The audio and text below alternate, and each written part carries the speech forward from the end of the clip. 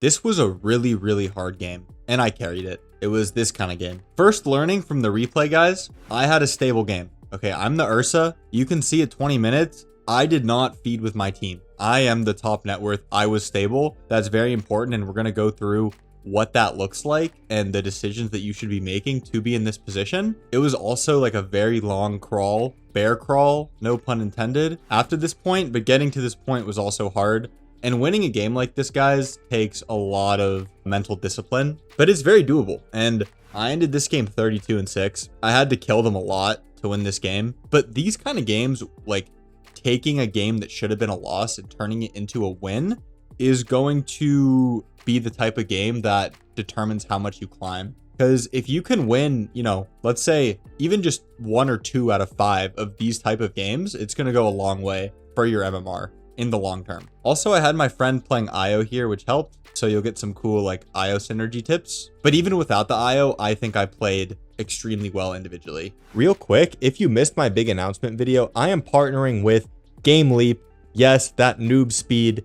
And they're supporting all my Dota content, and they're allowing me to make more Dota content than ever, better Dota content than ever, and I'm playing Raid Shadow Legends now. And if you want to support me and keep seeing my Dota content, play Raid with me. So join the Krabby Raid clan. Click the link in the description and get 2 legendary champions and 3 epic champions, and this is like $200 worth of stuff, or like 6 to 12 months of free-to-play grinding. This is interesting because this is my first mistake. I make the call with my IO to go to this rune from Dire. Sometimes when I play, I like to call for a smoke and we smoke this way as a team. But this game, I didn't do that because their level 1 is really strong, right?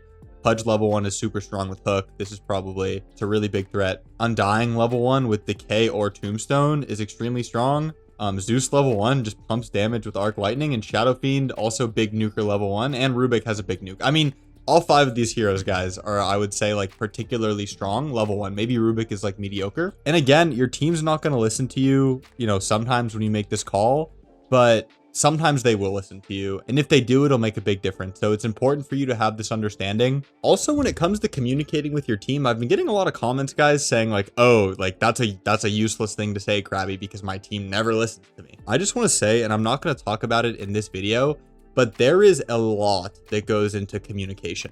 Your tone, what you say, and when you say it, like all contribute to the likelihood of your team listening to you. I can make a whole video on communication and how to communicate with your team so they actually listen to you. And I probably will because it's super useful. But something I could say now is just that you kind of have to like earn calls in a way. So this game was interesting because I'm the highest rank in this lobby. I'm like rank 500 and there's a bunch of like rank thousands in this game. So I kind of like go in the game already having like earned a call because people are weirdly conscious of that. I'm not really conscious of like ranks when I play, just looking back, I'm thinking about this now. Basically, if you play well and your team sees you playing well and you make a call, they're more likely to listen to you. That's the concept of earning calls.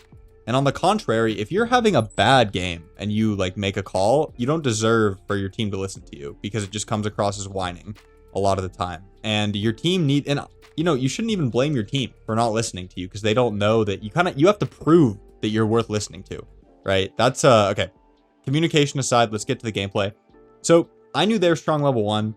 I did not want to fight them. And then this happens where I see my Slardar get hooked under tower, okay? And I see my IO started running here and I followed him. So my mistake here was going mid because I know that when this happens, the whole enemy team is going to start running here. And they do. The whole enemy team starts running here. The whole map starts running here. But I knew that I didn't want to fight level 1. Like I had thought about that before the game.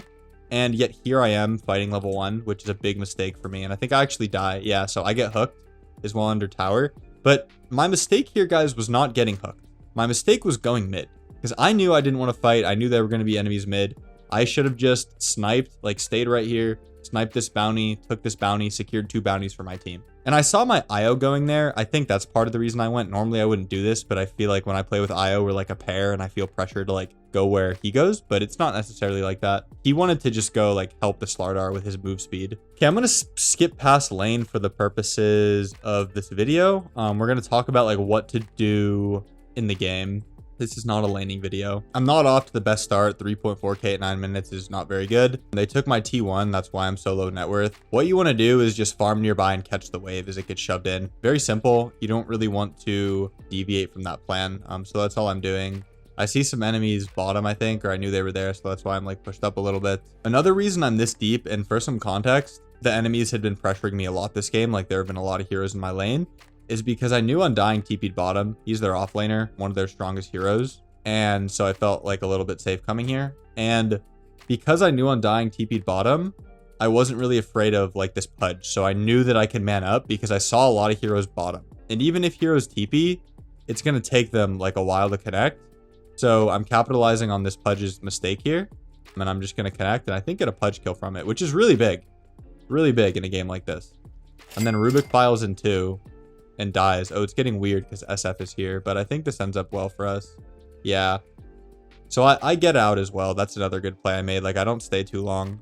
I recognize that, you know, I have time to get this pudge kill, but then after that, it's going to get a little bit weird because the enemies are going to be coming from their TPs. Because the enemies are going to be, you know, pretty close. And all I'm doing, guys, in this position when, like, we're giga behind and I can feel that we're giga behind is I'm just catching the waves when they're open, and I'm using the information that I have on the mini map. So there were a bunch of enemies that showed mid, so I pushed this wave. We're relocating in here because this pudge is a little deep. It's like under a T2, right? So, but I could just TP if I didn't have Io with me, and I definitely would have.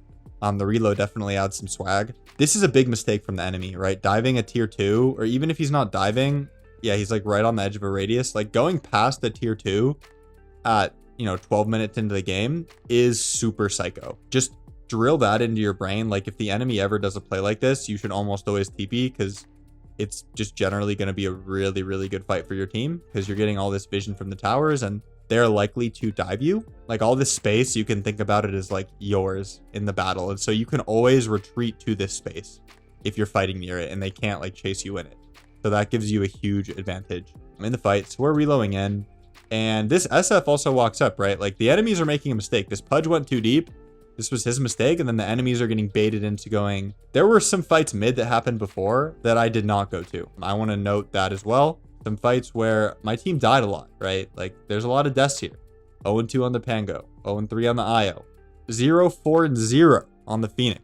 My guy has not been involved in one kill. I have 2 deaths too from lane, but after the lane deaths, I did not show up to any bad fights. So this I identified as a good fight just because the enemies are diving really deep and I see Rubik top, right? I don't know if I consciously thought about Rubik being top, but generally, I also knew I had my ult. I used it when I went in because I was afraid of him requieming on top of the reload. And I also know that I'm really strong with my Slardar. Like if he presses an amp on a hero, that's kind of the main thing here. If he presses amp on a hero, I can shred him.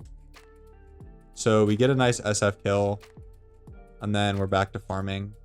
See, the other thing about this is like, I didn't overstay my welcome again. I know my IO took me out, so it's easy to cope and be like, Krabby, I don't have IO reloading me like that, like a savant. Yeah, but you can just walk away. Like you can just walk backwards, right? It's kind of, when you're in this state of the game, it's kind of like a one and done situation.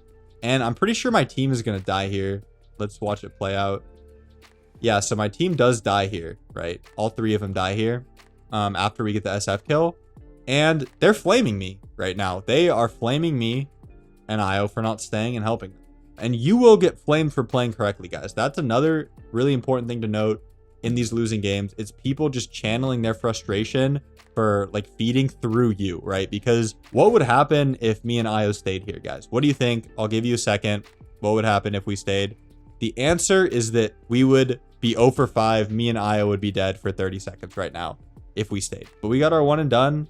We survived. And it's just all about like, when you're behind, it's about clawing your way back through making these like good plays, one play at a time, and not dying, not tunnel visioning, not overstepping our boundaries, right? Like I realize after I use my ult, I am fodder this game. I am just fodder. I'm super squishy right now. So that's why we're out and we're back to the wave. This is part of the advantage of Io. It was like really efficient for me to get this kill and go back to the wave. He's also helping me farm with like my spirits. So here is another significant moment that happens. The enemy is at our T2. Okay, my team wants to fight. My Slardar is TPing in, and I identify this as a terrible fight because the enemy's not diving, right? With this play here, the pudge was past our T2. I consider that like diving. I know the pudge is not like under tower, but but he's past the T2 and we have all this vision to work with. The way that my team has to play this fight if the enemy doesn't dive is they have to commit into the enemy team, right? The Slardar has to press Q and just run in. And that doesn't look very good. That doesn't look very good. So my mentality here is I'm only going to TP if they dive. And then now after my Phoenix dies, I know we can't fight without egg. This is Phoenix core. So at this point, after I see this, like I'm definitely not going to TP in. So yeah, we're just not going to this. And this would be a fight where one of my coaching students would TP to and just lose the game right there. Honestly, if I TP'd here and died, I think we just lose. But the discipline again comes from the fact that my Phoenix died with his egg and they weren't actually diving. I mean, now they're diving, but we don't actually have anything. The enemies are strong. They're 5. There's a tombstone. It looks really scary. And again, my team flamed me after this play. I remember they flamed me. And part of making plays like this is just having the confidence that what you're doing is right. And that's what I'm hoping to give you guys today. The confidence to play for your item timings, because the truth is my best shot in this game is not TPing into the bad fight with my Battle Fury, with Naked Battle Fury. My best shot at winning this game is going to be playing with my Blink timing, playing with my Basher timing, right? Because I know that my hero in the game is going to be relatively a lot stronger when I get those items. So now we go to a fight. Why are we reloading here? My Phoenix has egg, and I'm pretty sure he's going to get it off. That's the main reason. Also, we're on a high ground, and their Pudge is already out of position. So this fight already looks pretty good for us. And that's why I come.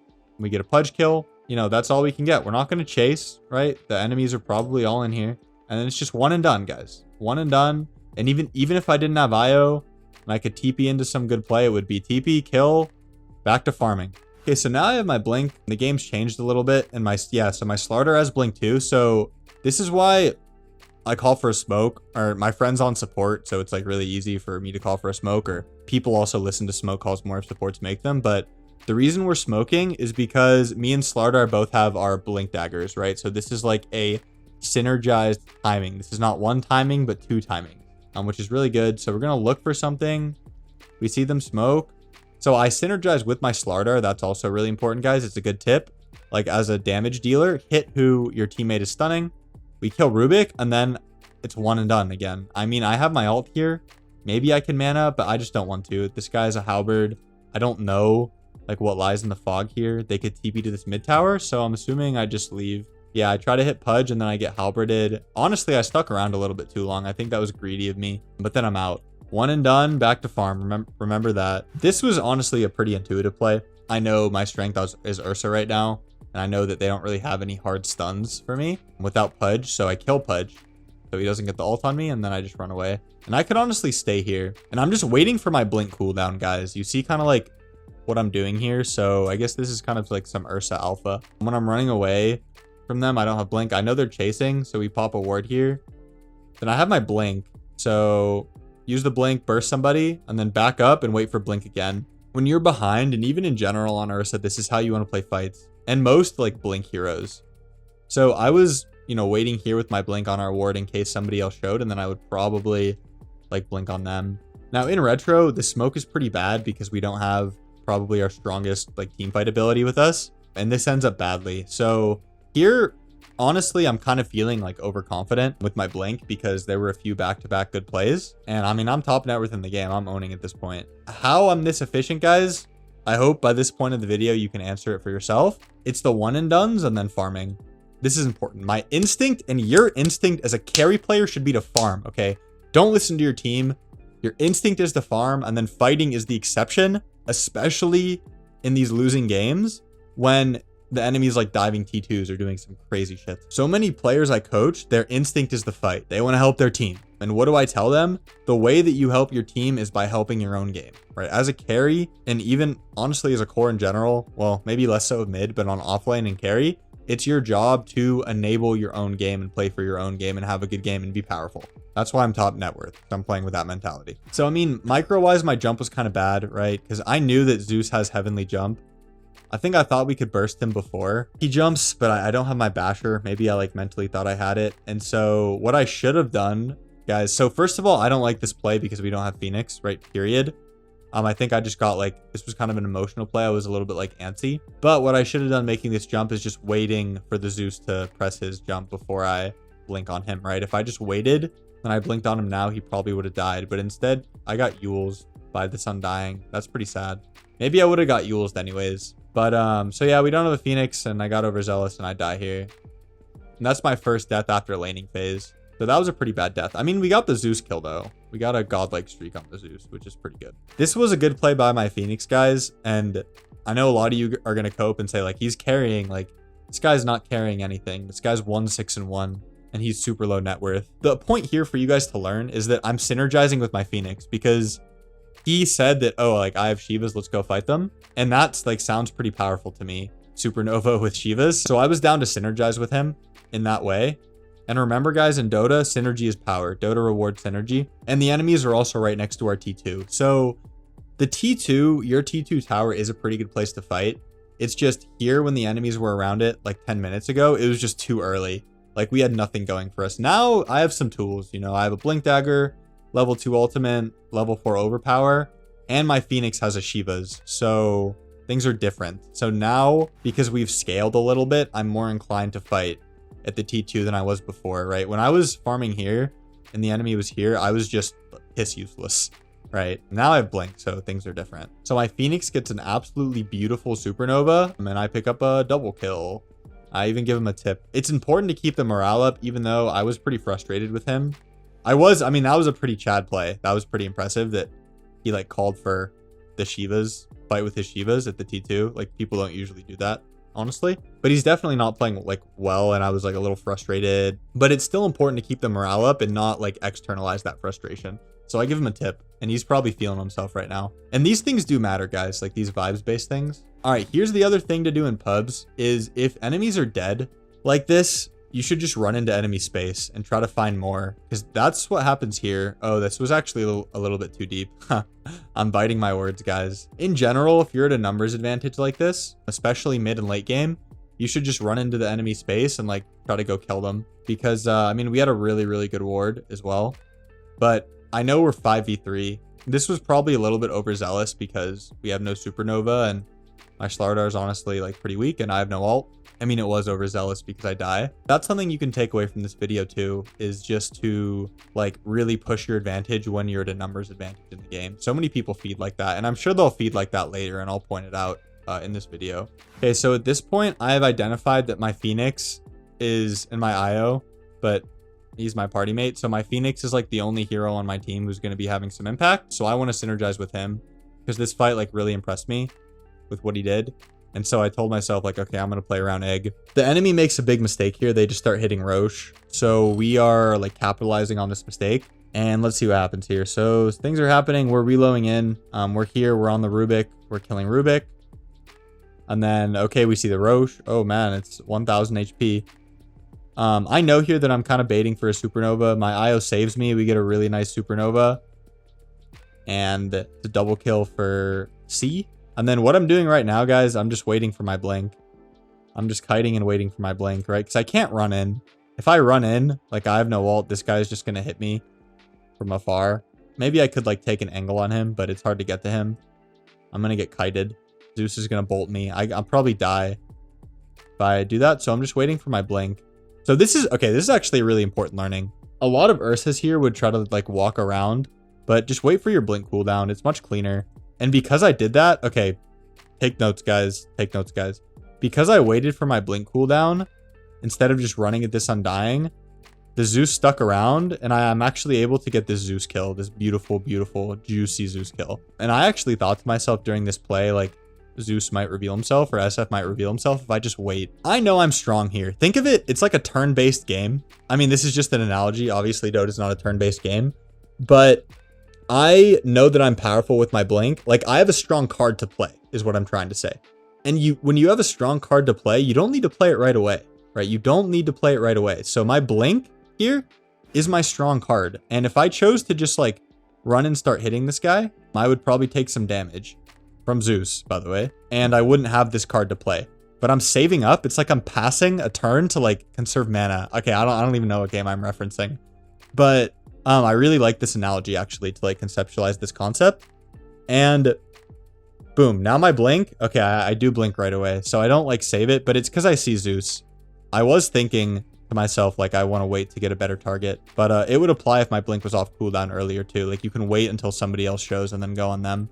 Because if I blink on the Undying, Zeus might kill me. And that was honestly a game-turning play. Then we get the Roche. So at this point, the game's looking super winnable, honestly. It's a lot less bad, and I'm like a lot more ahead. So maybe I'll look at one more fight or something. So now we reload into another fight. And I want to take this fight because I have Aegis. But even here, I remember I get overzealous. So, all right, I'm going to play this back. What do you guys think my mistake is here? What's my mistake? I'll play it one more time for you guys. I want you to comment right now what you think my mistake is. Don't cheat. I actually make a really big mistake here, and I talked about this. I'm actually kind of sad that I like made this mistake. I feel like I don't usually do this because I teach a lot of people to not do this, and I'm doing it. But I think part of it was because this was like a very emotional game, and I knew Rubik was dead, so I kind of just wanted to run at them. Okay. My mistake was that I didn't wait for my blink. So, and because of that, I get Yules. Like, they all see me coming, so it's very easy for them to react to what I'm doing, and then he gets his Ghost Scepter off too.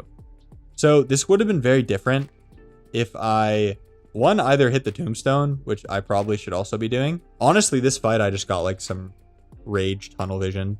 I was feeling like Ursa IRL. I just wanted to like hit him. But what I should have done is been in the trees here and waited for my blink, and then probably jumped on Zeus, because I would probably bash him before he hit his Ghost Scepter. There are other good targets too. I mean, I could have blinked on SF. But the other thing about this, they're intangibles, because me walking up like this, it makes the enemies back up, right? So now the Shadow Fiend is like kiting and stuff. Versus if I was in the trees, this is also part of what I'm talking about here with my blink. Like, when you have your blink off cooldown on a hero like Ursa, you are really strong, but you're appearing weak because you're in the fog. So if you wait in the fog, the enemy will step up way too far and it's much easier to kill him. So to be clear, I should have waited in the fog for my next blink instead of just running in. I mean, this is actually really bad of me, and I'm like frustrated right now. So I like Q in as well. And I know I have my ult. Yeah, things don't going super well and I die. So that's a good learning for you guys. Big mistake by me. And in a game like this, usually you can't afford the big mistakes. Oh, and then my Phoenix eggs without me. Yeah. Dang, if I didn't make this big mistake and Phoenix had egg with me, like, that's all we need to do. I've identified in the game. I just need to be there when this guy presses his egg and Shivas, and I'll just kill people hitting the egg, and it's beautiful. It's a beautiful Dota. And you can say he should have saved the egg for when I'm up, but honestly, in games, it's kind of on you because you can't rely on your team to do that. Okay, honestly, I think I've gotten the main message across in this video. It's just to, play for your own game, play for your efficiency, and only show up to good plays. That's the main message of this video. It's to not get baited into bad fights, even if your team flames you, and if you feel pressure to like help your team. Help yourself first to help them later. The rest of this game consists of me like running around through the Twin Gate. By the way, bonus tip for you guys, Twin Gate is OP. I'm running around through the gate and like blinking and killing people with my Basher, and taking team fights with the Phoenix Egg and taking Roshan. Yeah, that's it, guys. Hope you enjoyed this video. Remember, like, comment, and subscribe if you like this. I saw in my last like replay analysis like this that a lot of you liked it, so I'm trying to do some more content like it. Yeah, good luck in your games. I hope you guys can carry these games too. You guys can do it. I believe in you. Thank you, guys. See you in the next video. Peace out.